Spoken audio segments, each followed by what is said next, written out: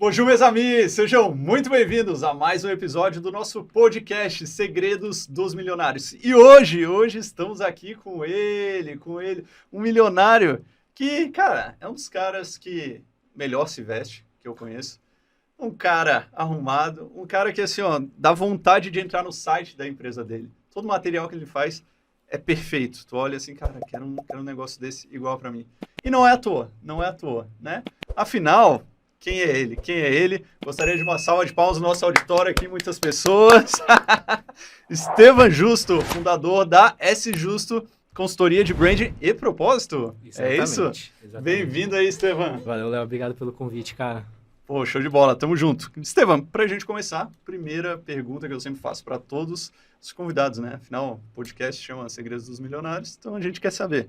Primeiro milhão, com quantos anos? Cara, essa é uma pergunta muito engraçada, né? A gente tava aqui nos bastidores falando exatamente sobre isso. Tempos atrás eu não conseguiria falar sobre esse assunto de forma alguma. Eu ia falar, mano, o que ele quer saber dessa pergunta, né? Mas, cara, o primeiro milhão aconteceu logo após a pandemia. Foi coisa recente, 2021. Legal. E a grande brincadeira dessa história é que eu não consegui sozinho. Eu não consegui sozinho meu primeiro milhão. Fala mais que o pessoal quer saber. O pessoal quer saber das histórias. Cara,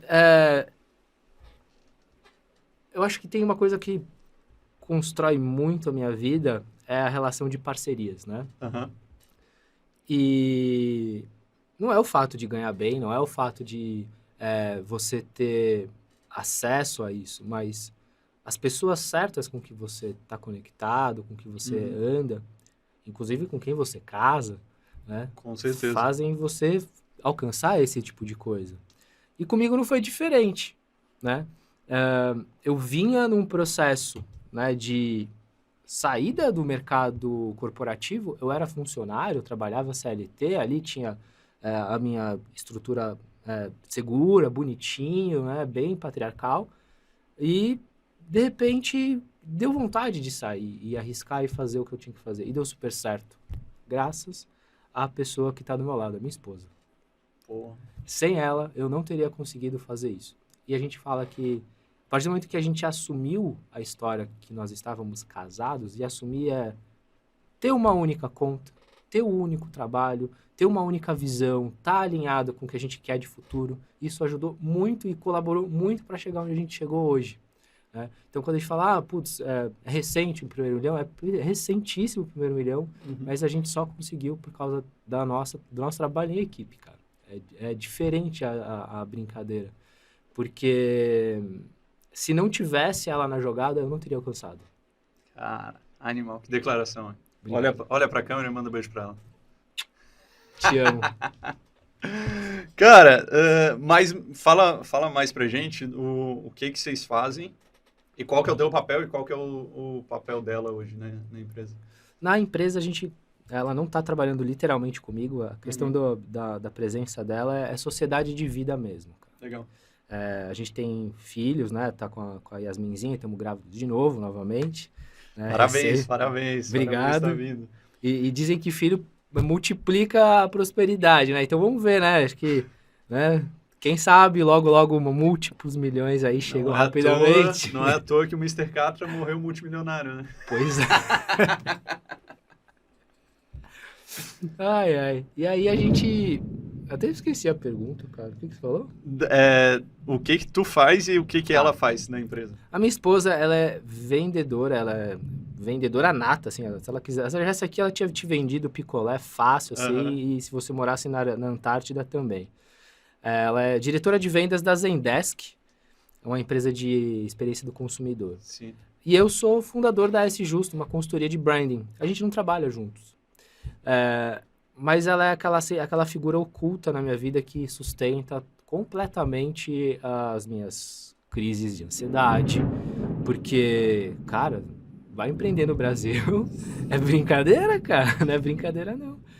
Então, ela que sustenta várias coisas de... tamo junto, vai lá, Estevam, bate cabeça. Cara, pode vir à noite, eu tô junto contigo. E é isso, cara. Acho que só existe esse podcast aqui comigo presente hoje por causa dela. Animal. Animal, animal. Cara, eu falo muito sobre isso também, porque, produção, essa chuva tá pegando aqui no áudio? Tá pegando? Pô, produção, vamos dar uma agilizada. Então, meus amigos, ó, vocês sabem que tá caindo um cacau aqui, tá caindo um temporal aqui em São Paulo. Pô, produção, essa luz branca aqui também não me valorizou, hein? Tô parecendo um fantasma aqui. Mas vamos lá, o que importa é o conteúdo. Cara! Vocês estão ouvindo aqui, mano? Tá ouvindo, produção? Não, eu quero ver no podcast depois. Bom, vamos lá. Cara, então, eu falo muito sobre isso também, porque a minha esposa, a Clem, teve muito esse papel na minha vida também, né? Eu, assim, por causa do meu pai, né, da maneira como eu fui criado, eu tive muitas crenças ruins com relação ao dinheiro. Eu não gostava de gastar, eu me sentia muito mal gastando dinheiro. E a Clema, minha esposa, ela sempre teve grana. E ela sempre gastou dinheiro muito bem. E gastar muito bem não é gastar muito, mas é usar o dinheiro muito bem ao seu favor. Comprar tudo que tu quer. Nem mais, nem menos. Nunca teve coisa sobrando assim na casa dela, tipo de comida. Não, ela vai no supermercado quantas vezes quiser e compra o que ela quiser. Eu nunca passei por isso. E ela me ajudou muito nisso.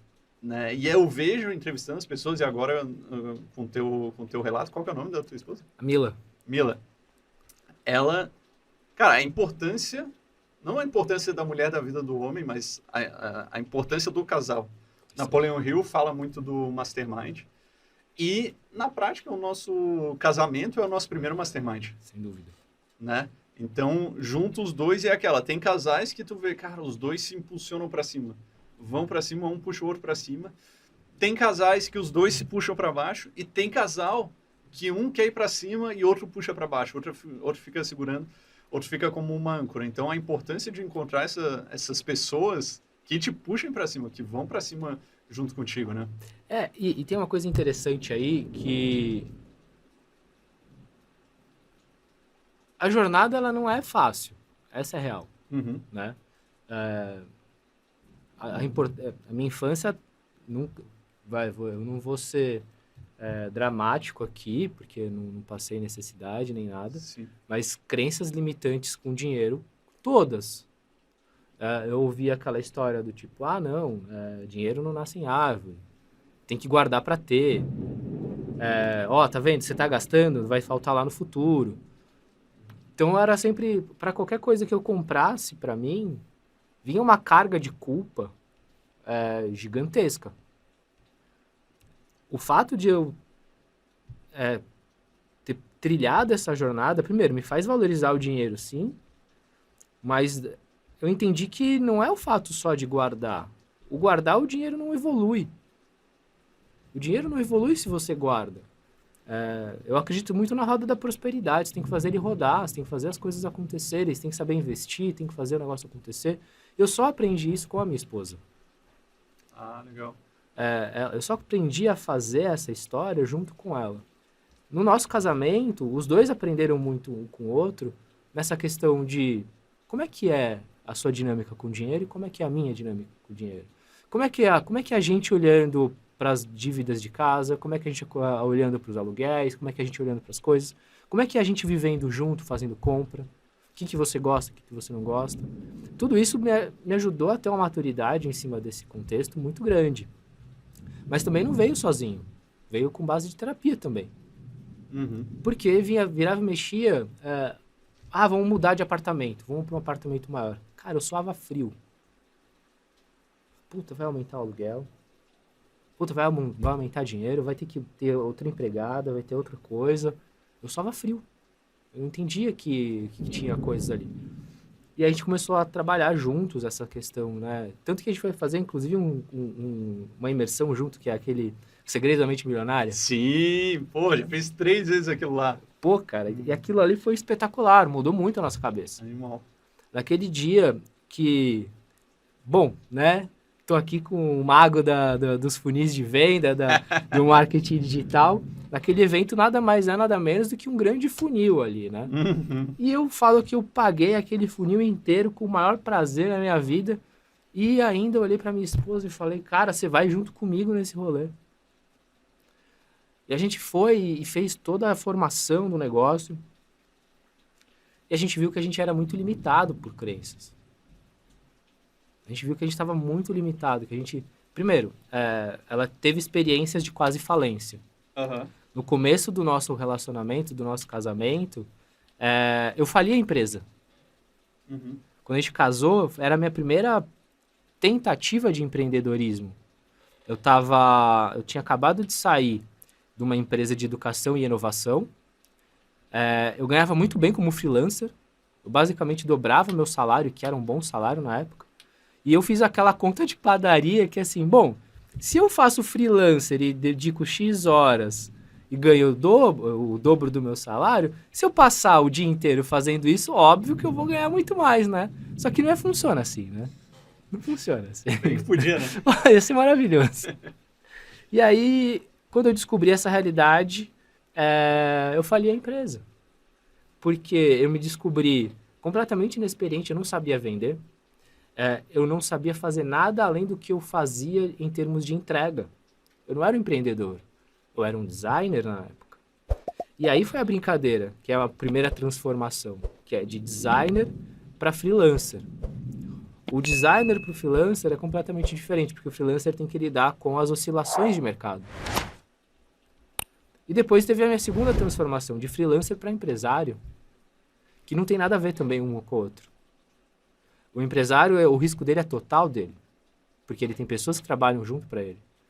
Mesmo que o caixa da empresa esteja rodando negativo, ele tem que vingar ali, tem que fazer com que as pessoas tenham dinheiro. É sobre o compromisso dele de fazer as pessoas prosperarem também. O empresário, ele é um incentivador e um patrocinador de pessoas. Então, a grande brincadeira, a grande jornada, que também chega na questão do 1º milhão, porque eu como designer, eu não teria chego. Eu como freelancer, talvez, mas com certeza não teria o mesmo prazer que eu tive ao ser empresário de fazer isso. Uhum. Né? E é todo um trabalho mental, né? A brincadeira do falar de dinheiro, a primeira vez aconteceu nesse evento. Eu não falava de dinheiro com a minha esposa. Não falava de dinheiro. A gente não sentava assim, olha, essa é a receita do mês, é isso que a gente vai ter que trabalhar, é isso que a gente tem que fazer. A gente não investia. A gente tinha medo de bolsa de valores. Cara, a gente passou por isso e acabou começando a trabalhar com investimento. Graças ao dólar, que a gente também está super bem na questão de investimentos. Uhum. Porque a gente começou também a investir também no exterior, que muda completamente a sua cabeça. Uhum. Você entende que o Brasil está oscilando aqui, mas tem um outro mundo que está oscilando de outras formas. E você tem que trabalhar com essa questão. Né? Então, toda a jornada de cocriação e construção em conjunto do meu patrimônio, do patrimônio dela, que hoje é nosso patrimônio, né? Não é assim, ela ganha 40 mil por mês, eu ganho 60 mil por mês, e é isso. Não, o casal ganha 100 mil por mês. Independente qual que é a somatória e tudo mais. Aquela conta é uma coisa só. Ela gastou mais, saiu do mesmo buraco. Uhum. Eu gastei mais, saiu do mesmo buraco. Uhum. Então, se eu não tivesse esse alinhamento com ela, a gente não teria feito nada do que a gente tem feito nos últimos anos.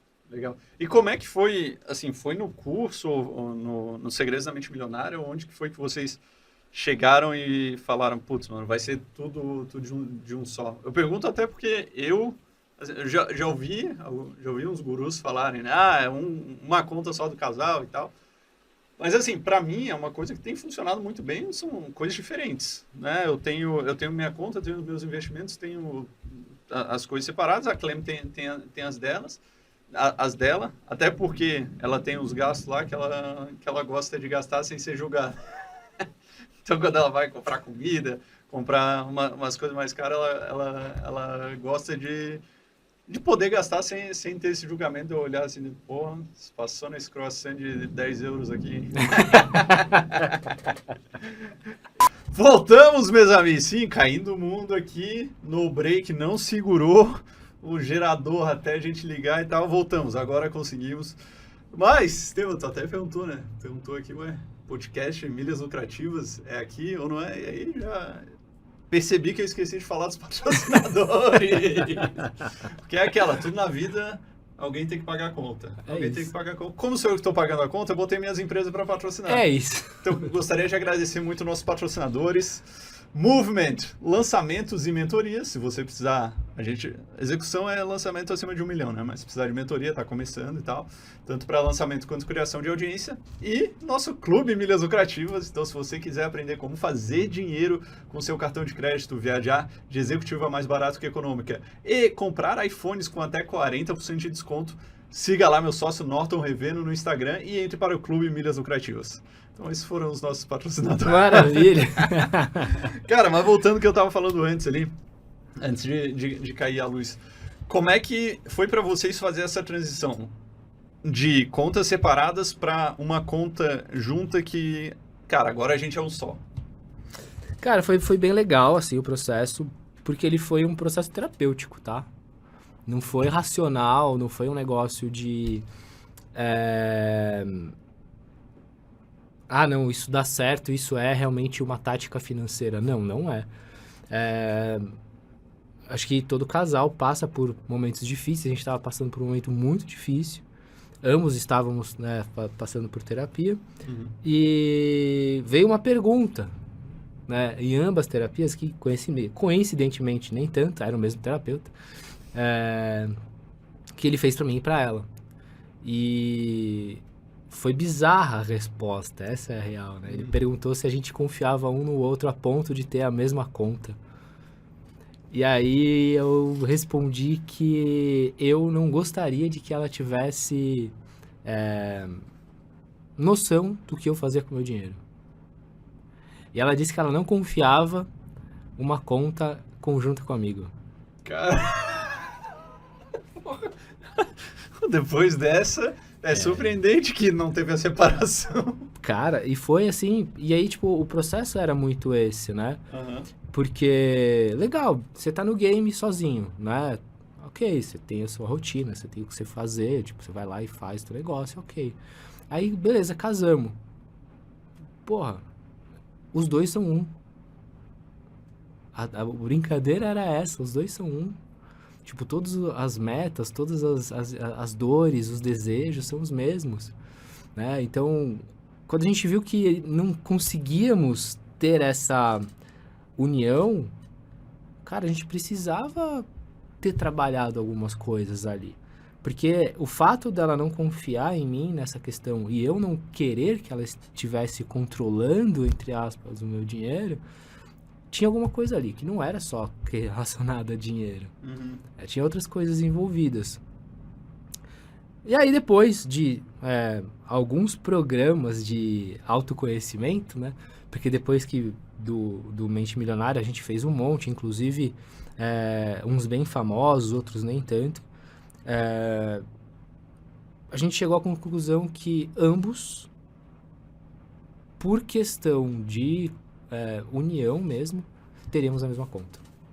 Não é tipo assim, nossa, olha, é a tática que dá certo. Não. Cada casal tem sua dinâmica, cada negócio tem sua dinâmica. É você entender o que funciona pra ti. Pra gente funcionou super legal, porque mesmo tendo as contas ali, sendo o único buraco que cai o dinheiro, ela tem a independência dela, eu tenho a minha. Ela tem a independência dela, eu tenho a minha. Tem horas que dói olhar a fatura do cartão de crédito, né? Mas faz parte do game, né? É um pouco essa brincadeira, né? Quando você vê, às vezes, tipo, nossa, a esposa foi no shopping e... nossa. Saca? Não precisava disso, não precisava. Entendi. Cara, mas agora voltando lá pra trás, pensando, olhando na tua infância, né? Tu falou que teve muitas crenças, muitas coisas que foram transmitidas dos teus pais. Mas assim, tu é um cara que tu sempre quis ser rico, sempre quis ser milionário, ou foi uma coisa que acabou surgindo no meio do caminho? Cara, eu sempre quis ter muito dinheiro, independente se era milionário, bilionário, multimilionário, eu não sabia muito a definição, mas eu sempre gostei da vida confortável que isso traz. E quando me vi formado, cara, eu tinha sempre na meta que eu seria o designer mais bem pago do Brasil. Era essa que a meta que eu tinha. Não era, e era bem humilde, assim, tipo, o designer mais bem pago do Brasil, não era brincadeira, assim. Eu já tô pensando no corte que vai dar agora no podcast descendo aqui, o Clean Turn Down for What. Cara, animal, animal. E os teus pais, o que que eles faziam? Minha mãe, ela é dona de clínica, né, uma clínica, já tem quase a minha idade a clínica dela. Acho que é a minha idade que ela tem a clínica dela. Que olha que eu descobri recentemente que eu não esperava. Mas se eu quiser aprender a trabalhar bem o negócio, principalmente fluxo de caixa, eu tenho que perguntar pra minha mãe. Eu não sabia disso. E como é que tu descobriu? Everton Rosa. Verdade. Lá no Master Club, eu tive conversas com a minha mãe que eu não tinha como filho. Ali eram 2 empresários. Né? Ali eu não tinha mais a máscara de filho, nem ela mais a máscara de mãe. Apesar de ser mãe e filho ali, a gente era 2 empresários batendo papo. Sim. Cara, ela tem uma consciência de estrutura de empresa que eu não sabia. Que loucura. Eu não sabia. Pra mim, a minha inspiração de família de negócio era meu tio. Mas eu descobri que não, a minha mãe. É muito doido, muito doido. Minha mãe, ela é dona dessa clínica há muitos anos já. Meu pai, ele sempre trabalhou com autopeça. Então, um dos meus amores da vida é carro. É carro, graças ao meu pai, assim. Então, a gente sempre molhou carro, mexeu em carro, sempre foi muito legal isso. E essa brincadeira, né? Ele veio de uma família muito pobre, do litoral de São Paulo. E ela é uma família de classe média, né? De imigrantes da Itália e Portugal. E completamente diferentes, culturas completamente diferentes, necessidades completamente diferentes. O meu pai, ele carregava muito o peso do dinheiro. Né? O peso daquilo. Tipo, então, o dinheiro para ele, como teve vezes que faltou na casa dele, ele trabalhou desde criança, desde os 14 anos, aquilo ali era muito importante. Então, qualquer gasto era gasto. Não fazia parte do contexto. Tipo, era assim, era você... vamos comprar um Danone? Vê lá qual que é o mais barato. Não era tipo assim, não, pega aí o Danone que você quer. Pega o de pêssego que tá mais barato que ninguém compra. Saca? Era essa a brincadeira. E eu não culpo ele. Eu não culpo ele de forma alguma, porque isso me fez entender muitas coisas de como administrar o dinheiro, né? E também do que não fazer. E minha mãe, ela tinha sempre aquela questão do merecimento. Então, aquela história, tipo, família de classe média, o menino chorou, pediu, ganhou um brinquedo. Não. Tinha muita questão do merecimento. Então, ambas as partes, o dinheiro era algo merecido, o dinheiro era algo suado e o dinheiro era algo construído. Então, a minha mesada, por exemplo, cara, eu gastei a mesada ali antes do tempo, fica tranquilo, você não vai ganhar de novo. Fica bem, assim. Tranquilinho, fica nem se tranquilo, estressa. nem se estressa, não precisa esquentar a cabeça com isso. Não tinha brincadeira, tipo assim, não, mas, eu esqueci e tal. Não, esqueceu, tá aí, tá tudo bem, espera mês que vem. Né? Então, teve muita questão do merecimento muito forte. Mas é óbvio, né, que o que marca na vida das pessoas são as experiências mais traumáticas, são as discussões mais pesadas, né? Então, o dinheiro sempre vinha envolvido de algo tenso. Porque o dinheiro era controlado em casa. Tipo, a gente não passou fome, mas não era um negócio que assim... eu vou comprar aquela bolacha lá, bolacha suíça, né? Com chocolate belga e tal. Não. Pega passatempo. Serve, não serve? Serve, então tá tudo bem. Então a gente teve muitas das questões. E isso refletiu depois na minha vida adulta, do lado contrário. Porque eu comentei, né, que eu ganhava muito bem como freelancer. O que eu fazia com o dinheiro? Eu gastava em balada. Torrava tudo. Eu não tinha o menor controle. Porque aquele controle te traumatizou. O controle, ele me limitava. E né? E o contexto é que eu sou sempre o cara que vai contra o controle. A minha busca é sempre por liberdade. Então, quando qualquer coisa que buscava me controlar, eu rompia com aquilo. Caramba, cara, é muito louco isso.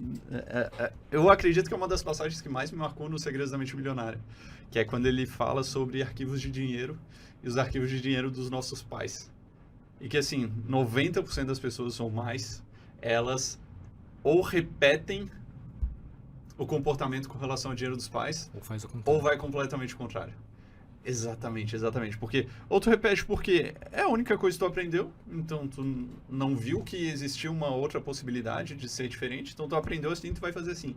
Ou o negócio te traumatizou tanto a ponto de tu falar, cara, vou ser completamente diferente. E o mais louco é que tu pensar, né, vou fazer completamente diferente, não é racional. É totalmente no teu subconsciente. Então a quantidade de pessoas que tem nessa pegada que tu falou, né? Putz, os pais eram muito controladores e tal. Cara, a pessoa virou adulto, começou a ganhar dinheiro, gasta tudo. Ela não consegue segurar. E tudo isso no subconsciente. É muito louco isso, né? E isso aconteceu muito comigo. Porque assim, minha época de solteiro, eu podia ter viajado o mundo todo com o que eu ganhava. Se eu tivesse uma outra cabeça, cara, eu tinha conhecido lugares incríveis no mundo. Só que eu preferia gastar com balada. Eu literalmente eu torrava meu dinheiro. Eu gastava em líquido com ele. E ele não retorna. Você literalmente bebeu o seu dinheiro. Uhum. Né? E a brincadeira era essa. O controle. Né? O controle de você... E aí a mudança foi também nessa questão de terapia, fazendo esses programas de imersão, foi que eu ouvi de uma das pessoas, que eram os mentores na hora, Uhum. ele falou, por que você se preocupa em perder o controle e aí você gasta muito com culpa na cabeça, ou seja, a energia do dinheiro ela perde o valor ali na hora, porque você está se martirizando com aquilo. Porque ao invés de você pensar nisso, você não pensa em faz mais dinheiro.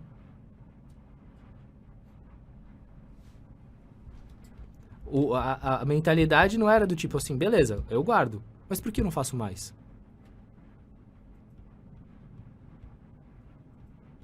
Aquela quantia ali, ela tem uma duração. Só que e se eu triplicar aquela quantia? Então essa foi a grande sacada dessas jornadas que eu fiz. E que é uma coisa que casa muito com a minha esposa também, essa ideia. Do tipo, a gente estava em Mykonos. É até engraçado de falar assim. A gente estava em Mykonos, num puto hotel, tipo, insano, lindo demais. Desses que aparece em canal de viagem do Instagram, saca? Sim. A gente tava lá, curtindo, puta viagem bacana. E a gente tava andando num pedacinho onde a gente tava os iates atracados, assim, né? E aí a minha esposa parou, olhou, ficou olhando pra um iate assim, olhou pra minha cara. Eu acho que esse tá bom, né? Aí eu... Tá bom pra quê? Abri um caminhão de perguntas na minha cabeça. Entendi, tá falando de quê aqui agora? Tá bom pra quê?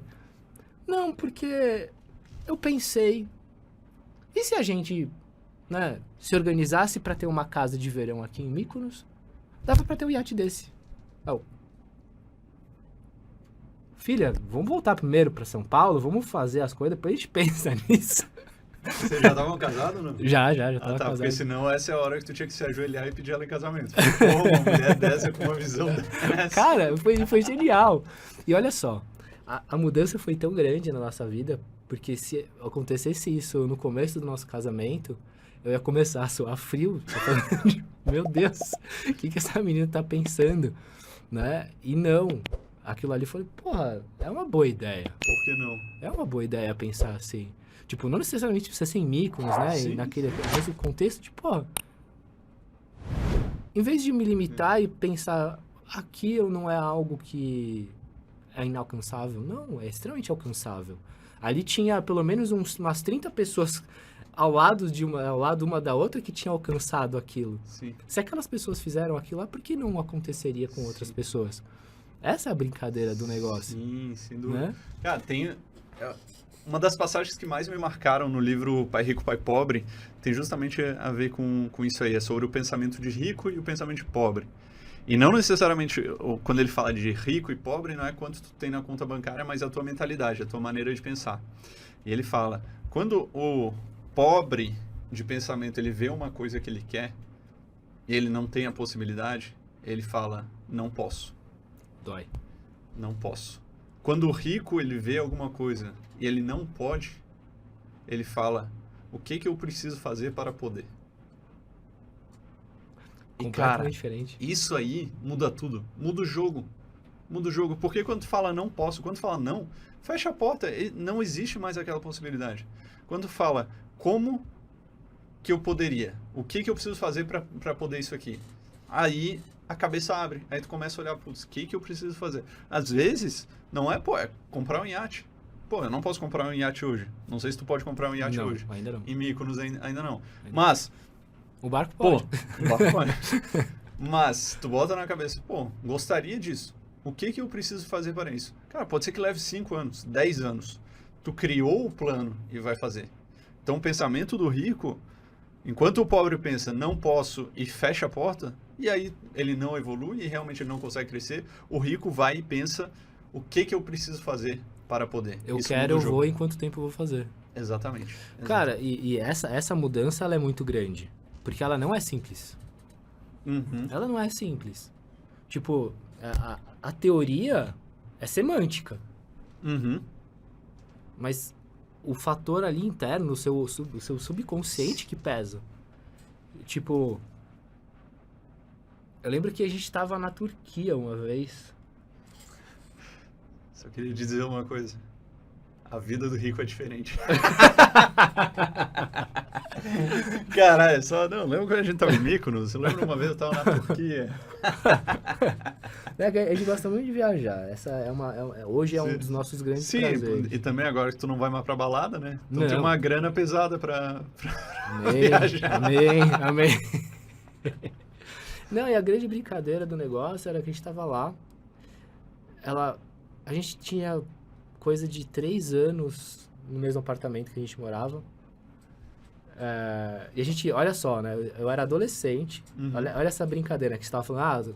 Como é que era a tua cabeça, né? O que você pensava, se você já queria ser rico. Eu era adolescente. Eu adorava ficar na Vila Olímpia aqui de São Paulo. Uhum. Que eram os lugares das baladas, de bares e tal.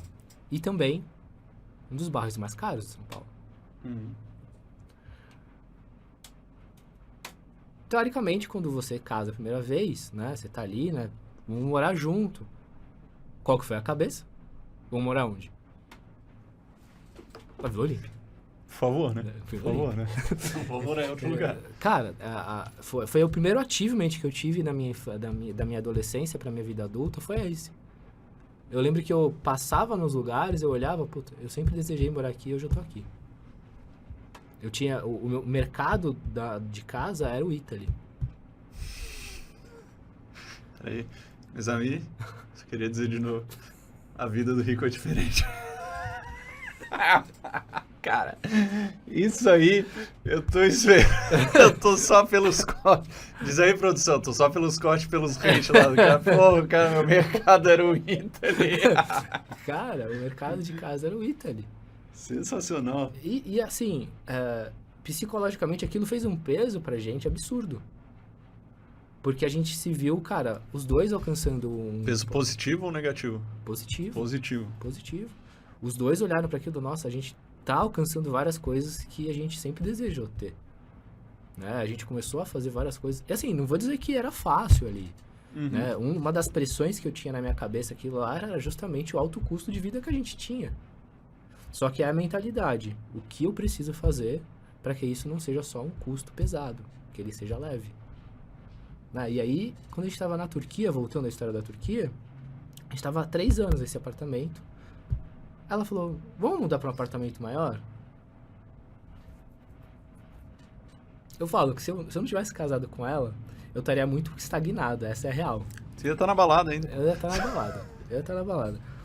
Porque essas provocações que ela me trazia, ela falou assim, cara, vamos mudar de apartamento? Eu falei, mas por que o apartamento é novo? Ela falou, e daí? Por que a gente não pode pegar um apartamento maior e novo? Mano, só vou te dizer, já vou botar na lista aqui, quero a Mila como entrevistada desse podcast aqui. Porra. A cabeça dela é muito boa, cara. Animal. A cabeça dela é muito boa. E isso, assim, é sempre os dois, assim, cara. É muito bizarro. Porque tem horas que a estrutura dela pesa. Essa história dela ir pra cima, às vezes dá o medo.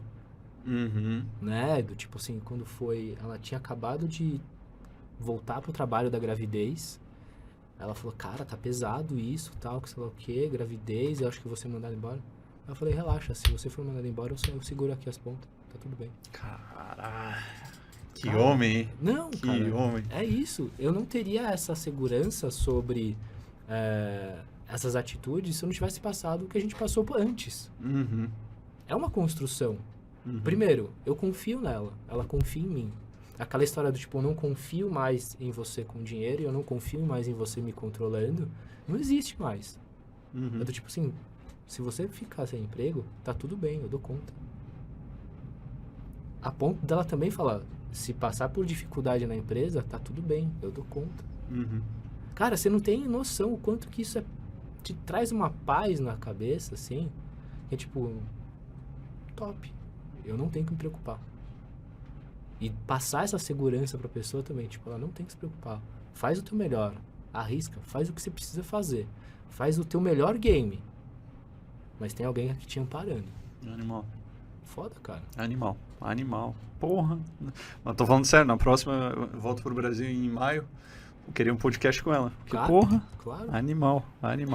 Cara, e vamos lá. Tu falou muito de... fiz muitos cursos. Tu é um cara de ler também? Ou não tanto? Gosto... me tornei. Se tornou? Me tornei. Tá. Me tornei. Eu sempre gostei de história em quadrinhos. Designer, né? É um Sempre gostei design. de história em quadrinhos. E durante muitos anos eu achei que aquilo era o meu futuro, assim. Ler livro pra mim não era algo que eu gostava. Uhum. Quando eu entrei na faculdade eu descobri que eu amava ler. Porque eu li aquilo que me interessava. E... Só que eu não era um leitor ávido. Uhum.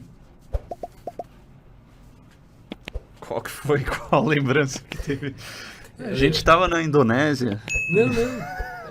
Essa é mais tranquilinha. Você lembra uma época que o Joel tava construindo ainda a imagem dele?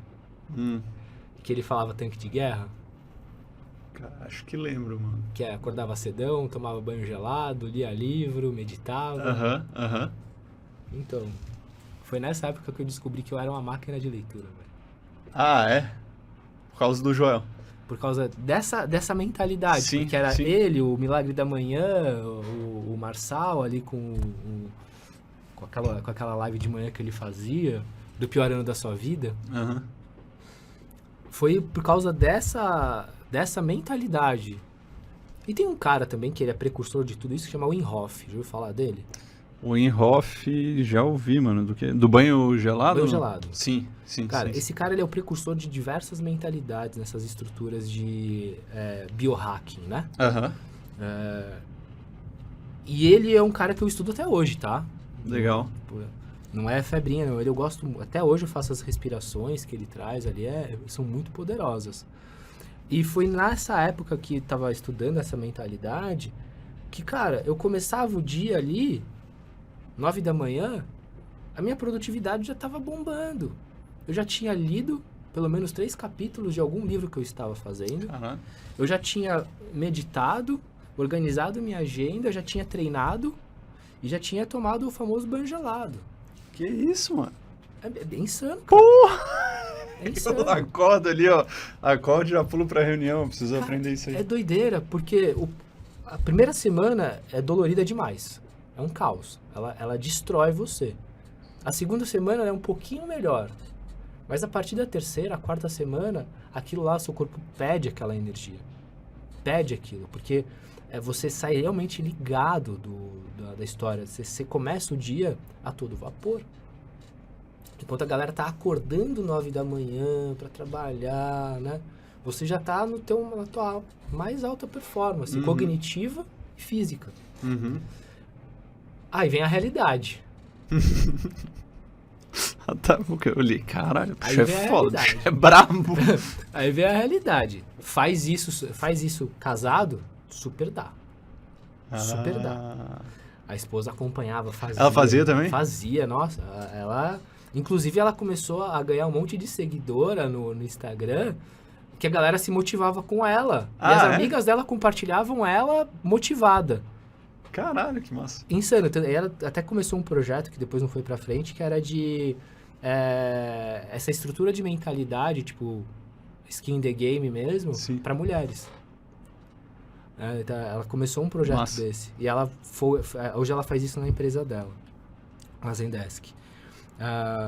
E a gente, os dois acordava e tal, e fazia um negócio. Agora, super casado é até mais gostoso de fazer, porque tem alguém te estimulando. Vai em dupla.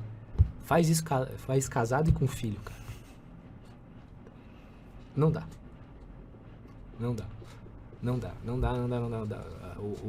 O ritmo, a estrutura do neném hoje não permite essa composição. Sim. Dá pra fazer coisas legais? Dá pra fazer. Dá pra estruturar a sua rotina? Dá pra super estruturar a rotina.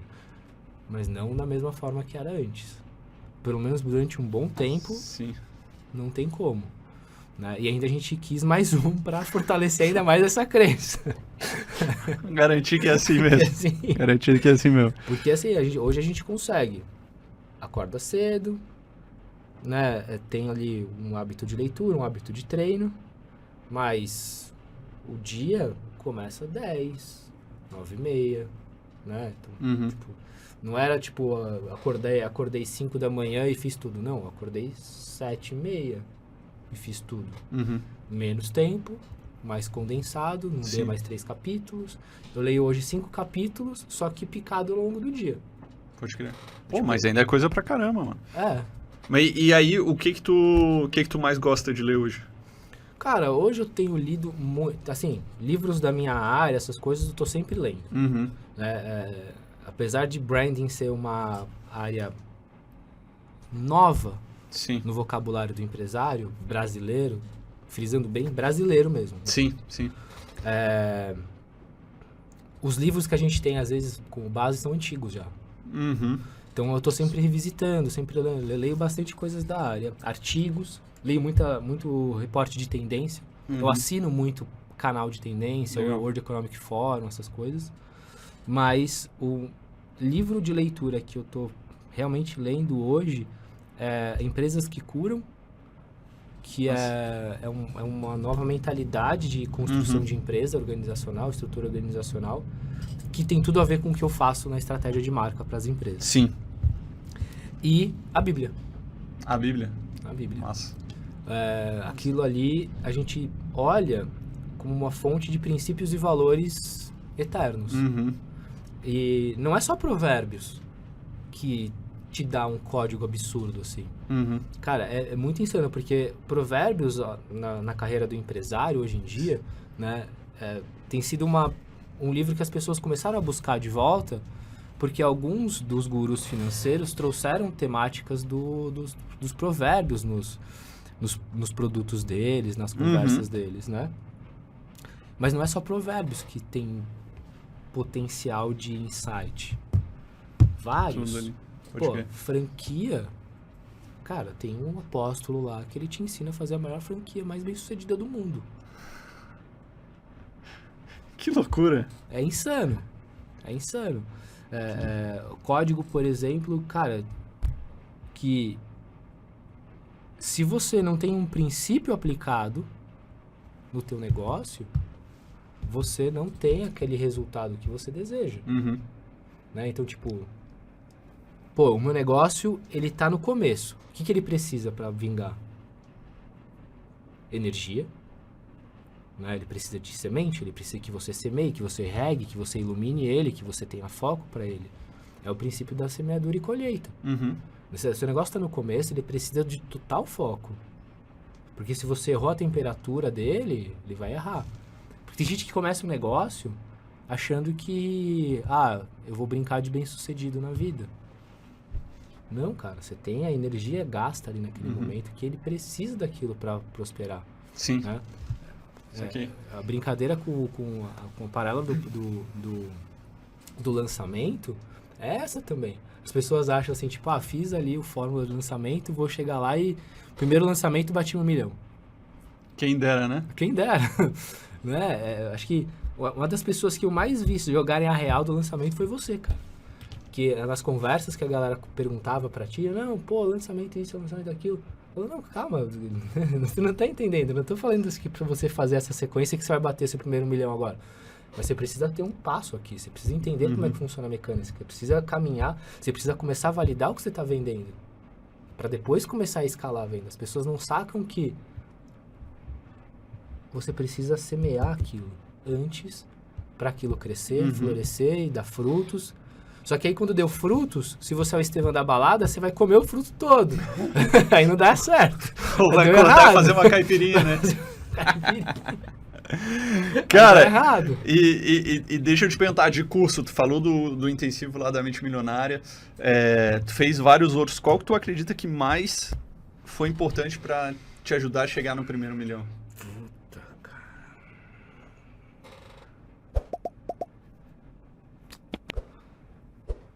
Não foi o curso. Não foi um curso. Foi um mastermind. Foi ali que mudou a minha...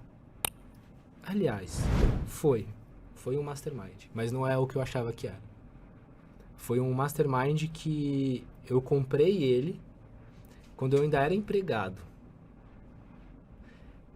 E foi a primeira compra de 5 dígitos que não era um carro que eu estava fazendo na minha vida. E quando eu fiz a compra, eu testei a minha esposa ali. Eu falei, amor, comprei. Ela, legal, quanto foi? Eu falei o valor, ela, silêncio no telefone.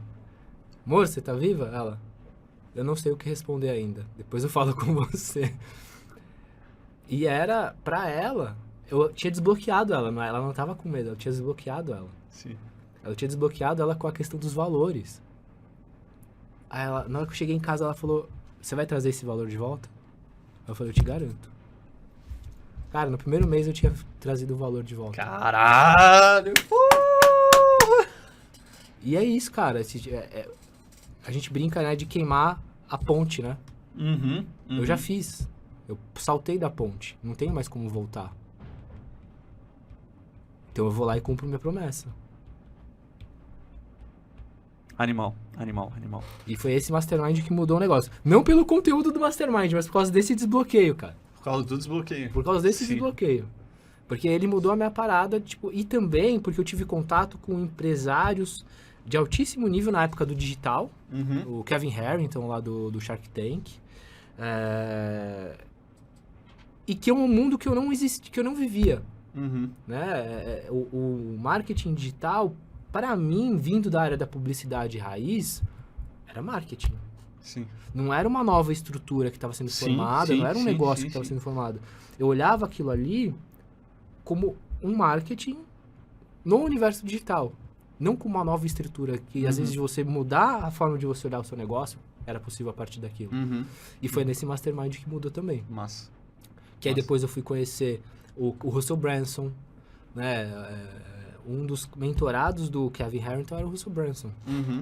E eu não fazia a menor ideia que era funil de venda naquela época. Eu fiquei sabendo lá naquele lugar. E aí, eu falei, porra, aquilo ali mudou uma chave na minha cabeça. Eu não preciso ter um negócio com uma puta infraestrutura gigante, com uma margem de custo enorme, sendo que eu posso ter isso em formato digital. E ter um custo menor, aumentar minha margem de lucro e fazer com que ela seja ainda mais veloz no crescimento. Quando eu entendi isso, eu apliquei na minha empresa. Hoje, a gente tem uma margem, não é que nem uma margem, né, de negócios digitais 100%, Mas é uma margem boa, acima de 50%. Porra. É. Porra. Tem poucos negócios digitais que estão com essa margem aí, viu? Não, animal. A gente tem essa margem. Só que o grande problema, que aí não é igual mesmo, é a liquidez. Uhum. A grande história, a grande problemática, falando de dinheiro aqui, né? Sim. Essa é a brincadeira. Uma vez eu vi de um mentor meu, sábio pra caramba, ele falou, Estevam, o teu problema não é a tua margem. O problema é a liquidez, cara. Você não pode quebrar uma empresa pela margem de lucro que ela tem, mas pela liquidez que ela tem em cima daquela margem de lucro. Uhum. Aí mudou minha cabeça. Eu não consigo fazer com que a minha empresa cresça realmente todo ano, do jeito que eu quero que ela cresça e que ela tenha crescido, vivendo só de projeto. O projeto é um cliente para cada projeto. Sim.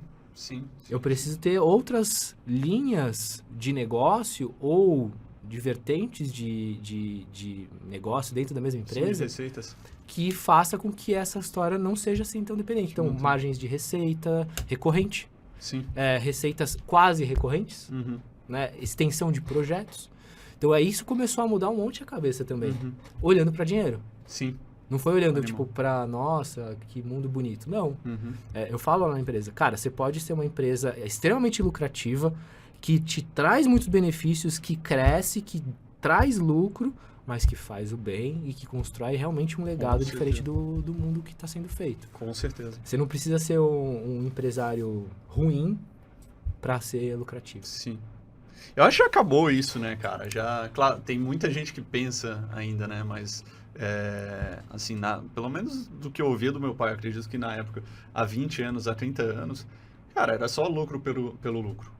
Era só lucro pelo lucro. E hoje, pelo menos na minha bolha, eu vejo, cara, é para lucrar sim, é para ganhar dinheiro sim, mas fazendo bem. Né? A missão da empresa tem a ver com entregar valor para o mundo, cada empresa na sua. Claro, não são todas as empresas assim, mas eu vejo cada vez mais a gente falando muito mais sobre isso. Isso eu acho muito massa. A mudança é essa mudança de paradigma. Ainda a quantidade, o número, ele é insípido, assim, né? Ainda é pouco. Assim. Ainda é na nossa bolha. Assim, ainda é bolha. Mas a mudança já existe, no discurso principalmente. E já é o próximo passo, né? Com certeza. Animal. Bom, doutor Estevam, temos a última pergunta. Opa! Mas, antes disso, eu queria ler aqui agora, tá com um reflexo aqui, já não tô vendo nada. As coisas que eu anotei aqui, os principais pontos. Eu sempre falo pra galera, sempre assistir e anotar e ver o que mais marca e já criar plano de ação, né? Porque senão, só assiste lá, não marca nada e tal, passou uma hora e esqueceu tudo que assistiu no podcast. Não adiantou nada. Não fez nenhum storyzinho, inclusive, faça um story, marque a gente. Cara, as coisas que eu anotei aqui, primeiro, que na real foi o que mais me marcou ao longo do nosso podcast aqui. A primeira foi a importância do mastermind no casal.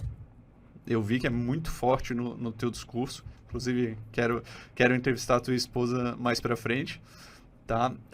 O segundo foi que tu falou tu não falou do livro, mas falou indiretamente do mito do empreendedor. Sim, esse livro é espetacular. Tu falou, cara, eu fui de designer para freelancer para empresário. E esse é o mito do empreendedor. Qual que é o mito do empreendedor, né? É o cara achar que ele faz muito bem uma coisa técnica e, consequentemente, ele pode ter uma empresa sobre aquilo e ter empresa bem sucedida. Puta, esse livro é bom demais. E aí tu descobre que, sou um bom designer, vou abrir uma empresa de design, uma empresa de branding. Cara, tu não tem que ser designer agora, tu tem que ser empresário. E é totalmente diferente. As habilidades de um empresário são totalmente diferentes de um designer. Né? As crenças, a maneira de pensar, a maneira de agir é totalmente diferente. Então, esse livro, O Mito do Empreendedor, aí, se você está começando a sua empresa, lê esse livro, porque se você é um cara técnico, você vai acabar passando por isso. Cara, esse livro é um espetáculo. Esse livro é muito bom. E rápido de ler, né? E rápido de ler. Exatamente. Bom, anotei aqui, Tu falou que... Tu não falou, né? Mas o que eu percebi? Às vezes a melhor referência está embaixo do nosso nariz, quando tu falou da tua mãe. Sim. Muitas vezes não, né? Muitas vezes, alguém próximo ali, tu vê, cara, tá fazendo errado e tal, mas muitas vezes a gente não sabe nem se tá fazendo certo ou errado e muitas vezes tá certo. Tu falou também sobre controle versus liberdade. como tu tinha muito controle quando era criança e, consequentemente, quando começou a ganhar grana, tu buscava por liberdade o tempo todo. E isso é ruim. Tu não precisa ser um ou outro. O ideal é a mistura dos dois ali, né? O equilíbrio entre os dois.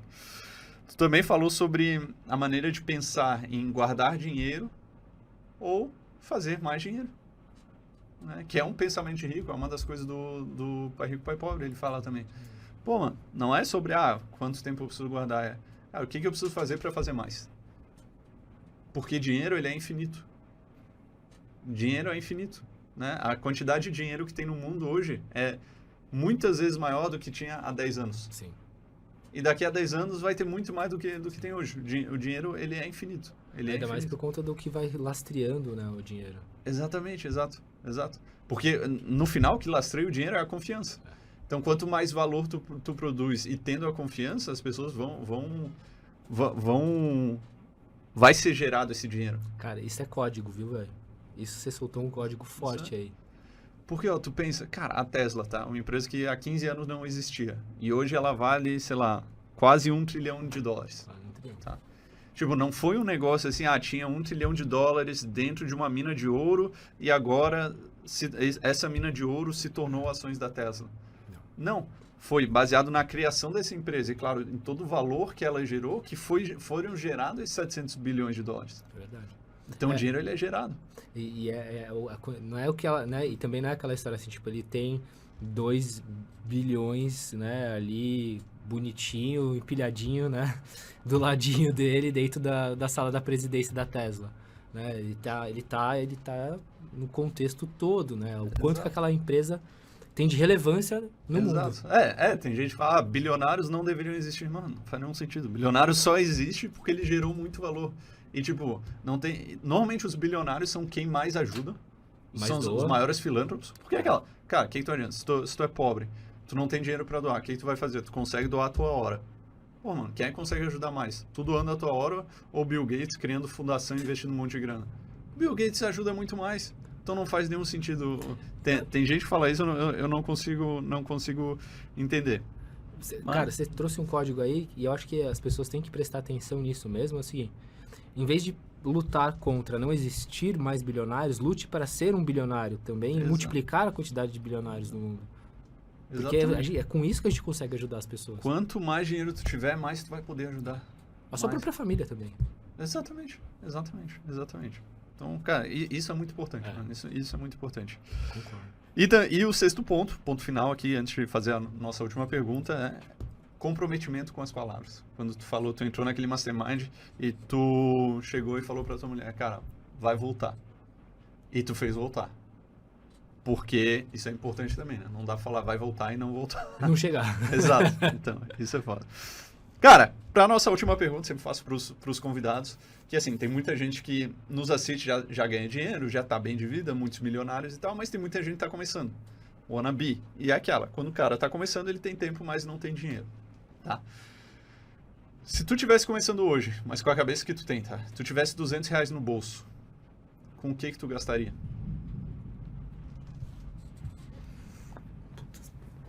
Sou péssimo de conta, mas vamos lá. Cara, não, eu acho que com R$200, eu literalmente, eu começaria a trabalhar